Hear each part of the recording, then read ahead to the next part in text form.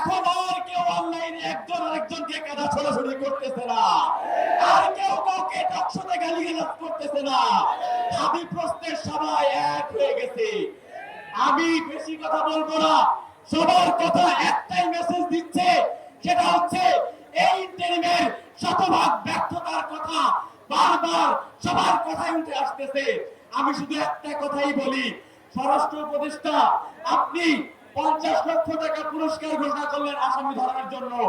আমি রাজশাহী বিশ্ববিদ্যালয় কেন্দ্রীয় ছাত্র সংসদ রাকসুর সাধারণ সম্পাদক হিসেবে ঘোষণা দিচ্ছি, এই স্বরাষ্ট্র উপদেষ্টাকে যে পদত্যাগ করাতে পারবে তাকে 1 কোটি টাকা পুরস্কার দেওয়া হবে।